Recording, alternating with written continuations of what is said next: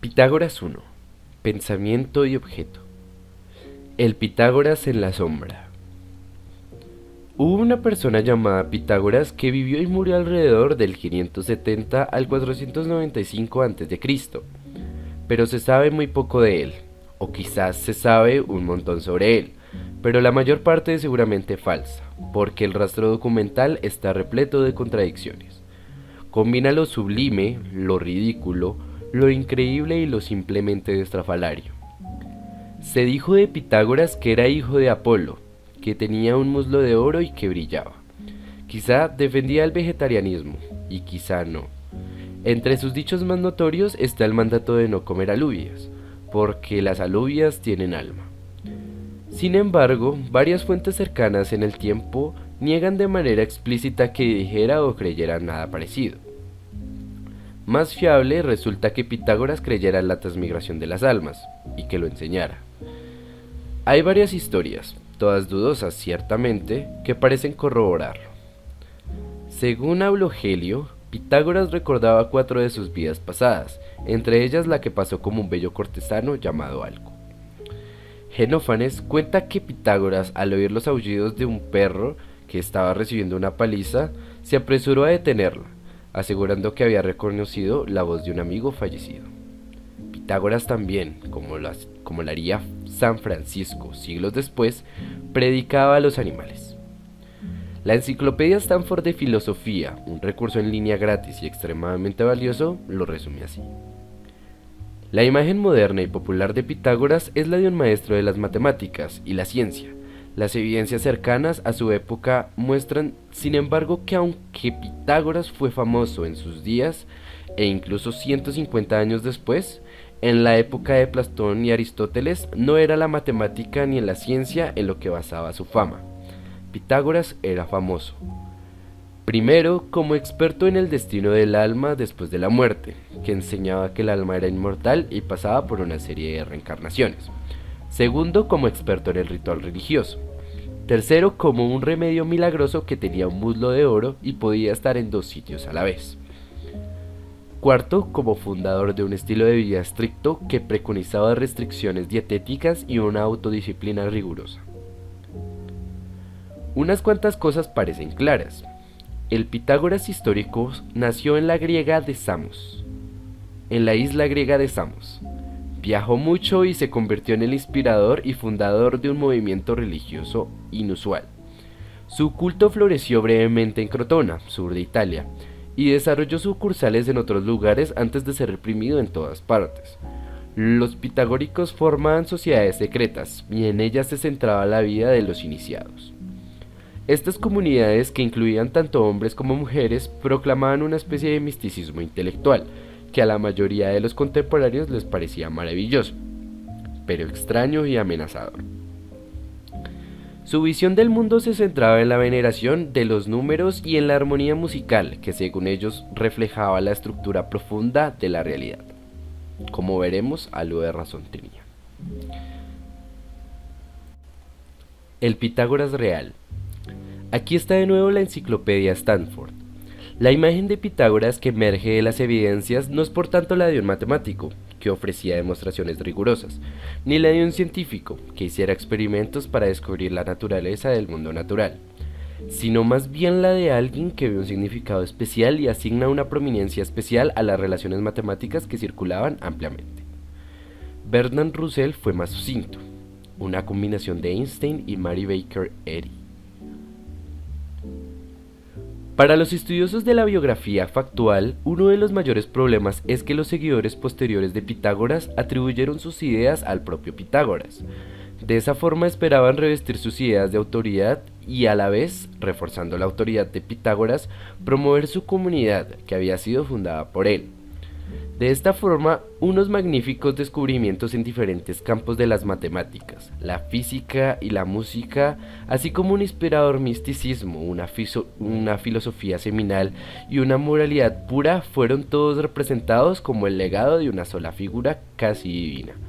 Esa figura formidable es, para nosotros, el Pitágoras real.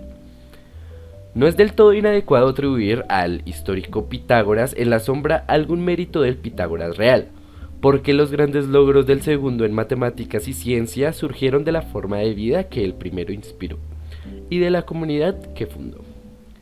Los lectores inclinados a ello pueden trazar paralelo con las diferentes carreras en la vida y después de ella de otras grandes figuras religiosas. Gracias a Rafael sabemos qué aspecto tenía el Pitágoras real. En la lámina B se le representa profundamente concentrado en escribir en un gran libro y rodeado de admiradores. Lámina B. Pitágoras trabajando. De la Escuela de Atenas de Rafael. Todas las cosas son número.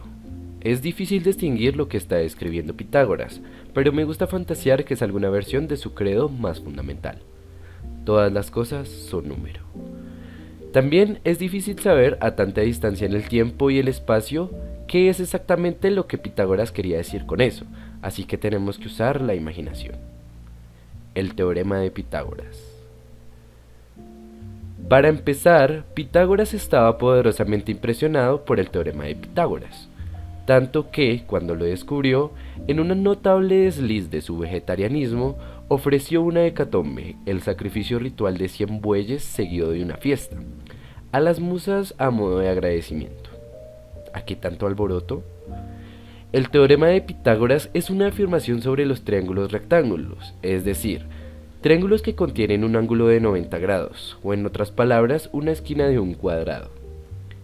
El teorema dice que, si levantas cuadrados sobre los tres lados del triángulo, la suma de las áreas de los dos cuadrados pequeños equivale al área del cuadrado grande.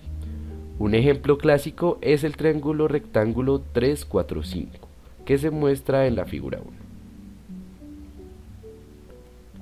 Figura 1. El triángulo rectángulo 3, 4, 5, un caso simple del teorema de Pitágoras. Las áreas de los cuadrados pequeños son 3 al cuadrado igual a 9 y 4 al cuadrado igual a 16, como podemos ver en el espíritu pitagórico contando las subunidades. El área del cuadrado mayor es 5 al cuadrado igual a 25. Y verificamos que 9 más 16 es igual a 25. El teorema de Pitágoras ahora nos resulta familiar a la mayoría de la gente, aunque solo sea como un vago recuerdo de las clases de geometría del colegio. Pero si escuchas un mensaje como si volvieras a empezar con los oídos de Pitágoras, por decirlo así, te das cuenta de que lo que dice es totalmente deslumbrante.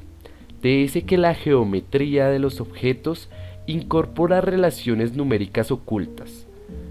Te dice, en otras palabras, que el número describe, si no todas las cosas, al menos sí algo muy importante sobre la realidad física, en concreto los tamaños y las formas de los objetos que moran en ella. Más tarde esta reflexión trataremos con unos conceptos mucho más avanzados y sofisticados, y tendré que recurrir a metáforas y analogías para transmitir su significado. La alegría especial que uno encuentra en el pensamiento matemático preciso, cuando los conceptos definidos con nitidez encajan juntos a la perfección, se pierde con la traducción. Pero aquí tenemos la oportunidad de experimentar esa alegría especial. Parte de la magia del teorema de Pitágoras es que uno puede demostrarlo con una preparación mínima. Las mejores demostraciones son inolvidables y su recuerdo perdura toda la vida. Han inspirado a Aldous Huxley y a Albert Einstein, por no mencionar a Pitágoras, y espero que te inspiren a ti. La demostración de Guido. Así de simple, es lo que dice Guido, el joven héroe del relato de Aldous Huxley, el joven Arquímedes, cuando descubre su demostración del teorema de Pitágoras. La demostración de Guido se basa en las formas representadas en la lámina C. Lámina C. Así de simple, el teorema de Pitágoras de un vistazo. El juguete de Guido. Expliquemos lo que a Guido le resultaba obvio de un vistazo. Cada una de las imágenes contiene 4 triángulos de colores que son iguales en una y otra. Todos los triángulos de colores son rectángulos y todos tienen el mismo tamaño. Digamos que el lado más pequeño tiene una longitud A, el tamaño intermedio B y el más largo, la hipotenusa, C. Entonces es fácil ver que el lado de cualquiera de los dos cuadrados grandes, las dos imágenes totales, tiene una longitud a más b, y que esos dos cuadrados tienen la misma área.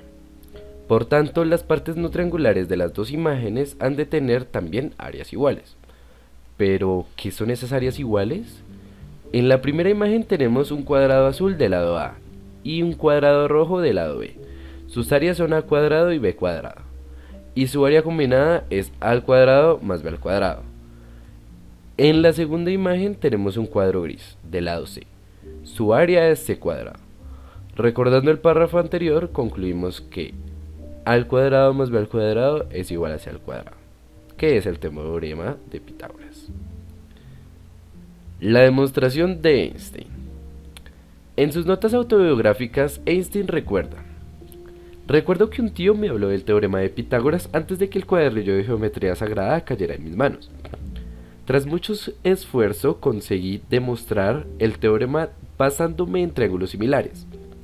Al hacerlo me pareció evidente que las relaciones de los lados de los triángulos rectángulos tendrían que venir determinadas por uno de los ángulos agudos. No hay realmente el suficiente detalle en este recuento para reconstruir la demostración de Einstein con certeza, pero aquí, en la figura 2, presento mi mejor conjetura. Esta conjetura merece ser cierta, porque es la demostración más simple y más bella del teorema de Pitágoras. En particular, esta demostración clarifica de manera brillante por qué son los cuadrados de las longitudes los que están implicados en el teorema. Figura 2. Una reconstrucción plausible de la demostración de Einstein a partir de sus notas autobiográficas. Una bella ironía. Supone una bella ironía que el teorema de Pitágoras se pueda usar para socavar su propia doctrina de que todas las cosas son número.